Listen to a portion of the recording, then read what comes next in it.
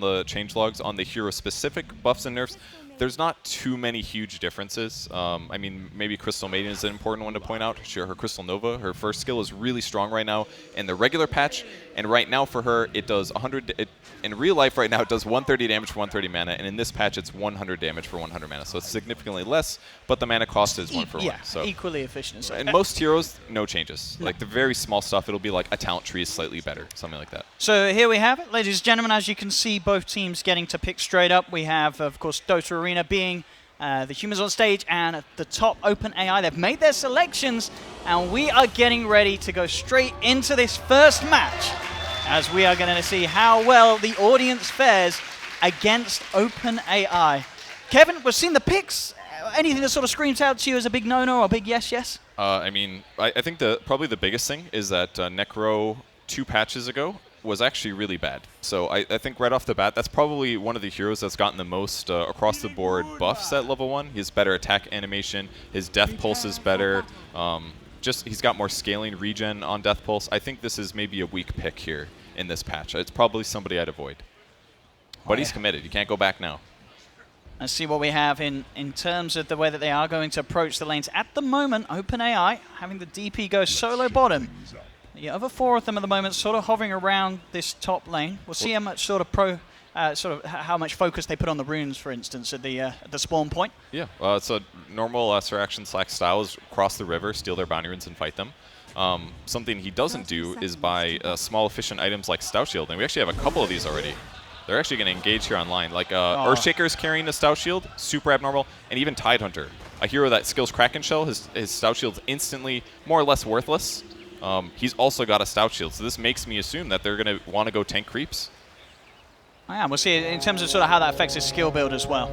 The fact that he's got that may be able to allow him to go a bit more offensive with the Anchor Smash and the Gush. But top lane, OpenAI trying to kick things off. They get a beautiful paralyzing cast between the two of them. And it goes well with the Rocket Barrage, but not quite enough damage to bring down Slark and Lion. They'll be able to keep their distance, but OpenAI already stepping up the aggression here. And the couriers are off moving. They're bringing regen. So this is something that you could also see from their starting item builds. Not a lot of regen on the OpenAI team. And if you look at the Dota strategy right now that's absolutely prevalent, it's that if you get a deny on an enemy creep, you're getting as much experience from that creep as they are. So if you can get every last hit and deny from the creep wave, you're getting massively more experience than your opponents. So it's really important that they zone enemy heroes like this with good trades so that they can control the experience and the golden lane. And that's what OpenAI is doing here. They're bullying this line and Slark in a huge way.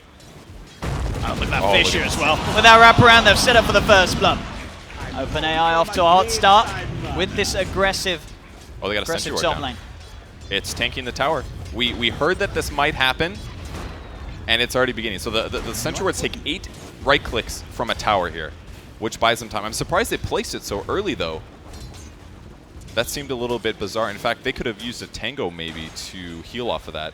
Maybe something to abuse there, but that was pretty weird. How do you reckon these other lanes are sort of going to match up? OpenAI sending the Tidehunter 1v1 mid against the Viper. So far in CS, as you can see, 3 for 1 against the 2 for 2. It's close, early days between the two of them. Definitely not a normal lane, that's for sure. They're going to find the Earthshaker here, but he's going to actually teleport out after the stun came out. He knows that much at least. And does teleport all the way back to base. And the other lane is a Death Prophet versus Necrophos. So because Necro is actually really weak in this patch, I think this is going to be a tough lane. Death Prophet, this is like the peak of Death Prophet's strength. She actually got a couple nerfs immediately after this patch. And she was actually ran as a safe lane hero in this patch as well. So this is pretty much ideal from OpenAI. Using a smoke on the top lane though. See if they can make something happen. It's instantly broken as they run at their opponents. So we saw a little bit of the previous game that was played. We saw a lot of bizarre smoke usage actually, just like this. It's like I need to walk somewhere a quarter of a second faster and they pop it. They're going to try with the cast. He's going to bounce over to the rest of them, so Lions should be fine. Able to keep his distance away from the OpenAI. Mid lane. Actually have the Tide getting relatively low, but he's prepared, does have that salve ready, pops it immediately, so he's ready to return back to the lane. Yeah, they don't waste seconds here. They know what the limits of the enemy heroes are, and they're going to back at the right time and pop a salve to get right back into it. Oh, it starts. Look at this, Kev. Not the best dewarding here. That's very interesting. I'm not sure what those are for. There's a lot of wards in this top lane, though. They're actually placing wards all over the place. I'm going to see maybe the Shaker in trouble there, in fact. Just get the Fisher out, which will stop the line from closing the gap to get this stun off. How come this Crystal Maiden doesn't have his aura? Come on. Not approving of the human skill builds. The 110 is not the skill build. You need Arcane Aura so you can pump mana to your teammates. It's really important, actually. Allows them to cast more spells, to harass better, to win their lanes, essentially. And if you don't get that until later, it's going to really delay your team's ability to win this. All things said and done, the first 3 minutes not going too bad for the humans here in this. It's less than a 1k lead. I mean, OpenAI with just the 1 kill, but it may be more here as the Earthshaker getting aggressive up top. I mean, you saw that trash talk. It was 80% already. Here That's we not go. Good. They're diving. They will get one here with the Rocket Barrage. Can they get more? They're a little low, OpenAI. Slark, CM trying to turn. He has got the Frostbite back up. They will turn towards the Gyro and take it as they'll get another. Slark keeping his distance. And he's going to be fine. So OpenAI will not get that second kill, and they will have to retreat. Shaker TP's out, and we see a kill got in return. Oh, another smoke. There goes another 160 gold for Witch Doctor here. He's playing position 5 literally, but not quite executing perfectly. See, I'm in trouble though. And they run in. They've got the setup with the cask into the Rocket Barrage. Another kill for OpenAI. It's one of the hardest things laning against Gyrocopter is that he just does so much with his skill points early. And that seems to be what OpenAI is abusing. They just want these laning heroes that deal a huge amount of damage right at the start of the game. And we have Tide rotating even. He's sitting ready to die, but all he's got is Anchor Smash and Kraken. See down bottom as well. We might see a bit of a solo kill. Same time action going on. We're going to have to watch both here as the setup is there. He does get a Hex. Same time down bottom, they get the kill. DP finds it. Back up top. Still on the hunt here. Slark very low as OpenAI trying to find him with the Gyrocopter. But now he realizes he's actually on his own here. Missing top. As they will they continue? They will find him. He's going to put the Mango, try with the Rocket Barrage, but of course with that passive, there's the magic resistance there for the Viper. As this OpenAI Gyro may have stepped a little too far up on the top. As another kill. As they're doing a good job here of maintaining and punishing the aggression of OpenAI up top. They are, but if you look across the map, there's still a Death Prophet getting free farm and free experience. She just picks up level 6 now, so this means that she's going to be able to use Exorcism. She's not missing a creep, is she here? Really? 20 last hits and 19 denies on this bottom lane. This is low for a good player. 20 at 5 minutes is pretty bad. Usually you want to be around like 30 at this point, 25 minimum. But the denies, I mean, the sort of the experience different, right? So he's going to be punishing it.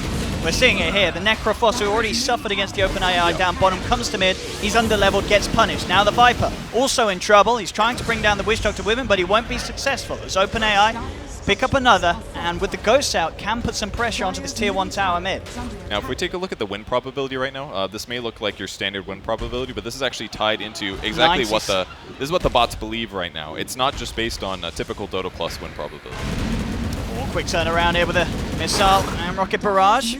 Lion's got the Hex. There's no mana left on the Gyro, but he can look to give the long run down as he has boots, and the Lion does not, so OpenAI. Oh, the stun! Is it enough to save him, though? This Gyro is going to continue to chase, and he will actually give up, so Lion will be able to live another day. Good for him. I mean, he's going to have to walk all the way back to heal and all, but at least it does spend some of the Gyro's time. But in the meantime, the rest of the team is actually just pushing mid, and they've been here this whole time. They're already working on the Tier 2. This is one of the really good benefits about Tide in this case, that he can actually just tank creeps and kill them with Anchor Smash. Top tower is under attack. Another ward under the tower. Just getting prepping, you know, that's all. Death Prophet's going to come back, though. So it looks like they do want to defend their towers. That seems to be a really big priority for them. So if they can find any sort of setup. Death Prophet actually taking a lot of damage, but the Viper taking that little bit more. He's going to try and retreat the tower. The Verified doesn't save him. Tries to keep himself alive, but OpenAI, they are in, as you say, and they do defend that Tier 1. Stop it from taking much damage at all, and in fact, still mid lane. The tower will go down. Good deny. They do get the deny, but it's 6 minutes in. OpenAI already taking a Tier 2 mid. I actually think denies are extremely important playing against OpenAI here, because it shows that they do clearly care about pushing towers. So if you can deny that, it's going to delay a lot of the gold advantage that they get from that push. See if they can get the kill here. He's going to go for the TP. Knows that all the stuns have been used there. OpenAI realizing it's safe to escape. No way for him to be disabled. Necro only level 4 here. He's just going to be able to pick up boots himself now. This is one of these moments, actually, where you need to split up your heroes. Both Necro and Slark hitting this creep wave is not very useful unless you are planning to push this into the long term. It'd be better for them to split up. One goes to the bot lane, for example, get creeps separately there. Viper on the bot lane going to get a solo kill, I think. This is going to be close. I think he's got it. He's going to look to dive. And he'll find it. So the Viper not doing too bad at all. 3 kills, 2 deaths. They've got a positive carry at the moment. He's actually roaming. He stayed in his lane for a couple of levels, and then he's moving around to help the other lanes, and it seems to be working out pretty well. He's going to bring himself more salves, imitating the bots pretty successfully so far. We'll see OpenAI go back to the push. They'll bring 4 heroes top. They will take themselves another Tier 1 tower, 8 minutes in. As we can see already, of course, Tier 1 and Tier 2 mid taken, Tier 1 top taken, and themselves still all 3 Tier 1 towers relatively healthy. On the bright side, though, they are being relatively efficient right now. Looks like there was a stack off in the jungle here by line. Slark's going to try to clean that up to get some levels, but in the meantime, OpenAI is just getting a lot on the map. Earthshaker's getting full last hits and levels in the mid lane. The 4 on top are just power hitting towers, and they've got Exorcism if a team fight starts.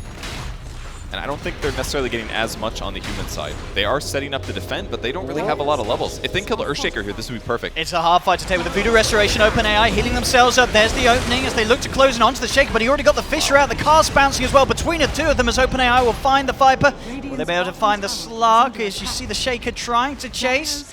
Jukes are going to be attempted. It looks like Slark will survive, but back towards the tower. The Necrophos came in. He got punished as the Ghosts are out. OpenAI taking another Tier 2, taking another kill, and now at 9 minutes in, they're already into the base of the humans and starting to pressure Tier 3s. Yeah, this is pretty much what it sounds like has been happening so far today in all of these warm-up matches against viewers, is that the OpenAI bots are just grouping up and pushing very early. And if the enemy team can't slow that down, it's going to provide this bad situation. They've got to engage now, though. Tie 6. They've got the setup with the stun, but already so much damage coming out for the Gyro with the flat cannon, just bringing them so low that they have to back away from the OpenAI. Tide hasn't even had to cast Ravage yet. He's holding this. He knows he doesn't need to use it. If he does use it, his opponents can take the next fight, and that's going to go better, but he hasn't felt the need just yet. Oh, see him trying to come in from the side, but quick siphon and a blast, and a Fissure will finish him off. As OpenAI finish off the range racks, turn towards the melee racks. And this is actually consistent with what we saw from the previous game that was off broadcast. They target the range barracks first, whereas in the pro scene, it's always melee barracks, if you have the time for it, obviously. But they're in a big advantage, and they're still going range first. And with these heals, they're just keeping themselves at full HP. Necrophos tries to come forward. He's got the Ghost Shroud, but it won't save him against the magical damage. As Necrophos will fall, OpenAI will clean up. Or maybe they're going to look toward prioritizing kills, and they'll go in with the 3-man Ravage. Very nicely done, just on the edge. As he catches all 3, the Tide Hunter turns towards the Necrophos. Buybacks are coming out, but it's too late. As Necrophos will fall, OpenAI now 9k advantage, 10 minutes in, cleaning up a set of racks. They're just pushing so efficiently at this point. Like, they have more levels than their opponents, and they're forcing their opponents into fights that they're not ready to take. Like, their Lion's not 6 yet. Their Slark has barely picked up 6, but Slark is not ready to fight yet. I think Slark has got to be one of the worst heroes in this as well, just because he takes a lot of time to ramp up. And in typical Dota meta, he'll go for something like a Treads, which he has now. Then he'll buy an Aquila, a 1,000 gold item, and then he'll buy a Shadowblade, that's like a 2,800 gold item. And before that, outside of laning, he's not doing that much. And once he gets that item, then he starts playing Dota. But that's typically like 15 minutes in, and he's needed to be active from like the start of the laning stage on, and he hasn't been able to do that. So I feel like Slark is actually really weak here. Come in handy. We're going to see OpenAI ready to go for more pressure as the Ghosts are back online for the Death Prophet. Ready to have those. They don't, of course, have Ravage still for a full minute, but they're feeling very, very, very strong. Up to the high ground they go. The Ghosts immediately out as they push on to another Tier 3 tower. The cars coming out, going to bounce perfectly between the 2 of them with a Fissure as well. 2 more kills for OpenAI. And they can't even damage their opponents at this point. Witch Doctor is just power healing them here. They've got multiple arcane boots. They don't have a big team fight ulti. They can't get these guys low to even use their spells. I think this game is over. They're trying to chase down the Necrophos. They'll find him again. Shadow Dance will come out from the Slark. Will keep him alive a little bit, but the rest of his team will suffer. Fissure onto the CM. The Shadow Dance wears off, and Slark will fall as well. OpenAI just not losing anyone's lives at this stage of the game, as you say, with the amount of sustainability they have, that they're now allowed to, at 12 minutes in, take a second set of racks. I mean, they're damaging them a little bit, but they're all healed up again. They've got an Urn of Shadows. They've got so many arcane boots here. This is about all they can do. 2 racks down, and on the bright side, they've still got a Tier 1 tower in the bot lane, so they can delay this for a bit, get a little bit of space. That's true, they got, yeah. But pretty soon here, it'll be the same thing. They're just walking past towers, actually. They don't care. This is the fastest way to end the game. Straight to the Tier 1. And they go outside. They will go with Jara to pick up the creeps. Not Death Prophet. Death Prophet's going to handle his tower. Oh yeah, she's in. She's tanking. Yep. She knows that the heals are going to be there for it to easily offset the damage that she's going to be taking. She's got the salve. Elvis ready. Let's see, maybe the last stand here for our audience members, as they are 10k behind. This is, I mean, we've got to sort of iterate as well. In a lot of sort of competitive games, we do sometimes sort of see fast-paced, very one-sided, but taking Rex in 10 minutes, that very rarely happens. Even when there is such a huge difference in skill, this is incredibly fast. Yeah, these heroes are not typical pushing heroes. It's more like they have nukes and heals, and Tidehunter sits in the front and fights, but they also have these teamfight skills. Now, if all of the heroes were in this simulation instead of just 18, maybe we would see that real pushing heroes would be far superior. There's not that many pushing heroes, but in this simulation, this seems to be the best ones they have. At least against the enemies they're up against. This is their final stand here. They've got to take a fight. They've got to do something. They got to kill somebody. OpenAI ready, and there's the Slark coming in for the side. Bam, the Ravage is out. They'll turn towards the CM. She's gone with the Shadowed Hearts. Slark again survives for a little bit, but he still falls. It's 4 heroes dead. OpenAI looking to clean up the 5th, and they'll find it. It's OpenAI get the team wipe, and they'll move on, and they'll take the game 13 minutes in. OpenAI defeating our audience here. They made it look pretty easy. I mean, the laning stage looked about even, but it's amazing how fast that advantage creeps.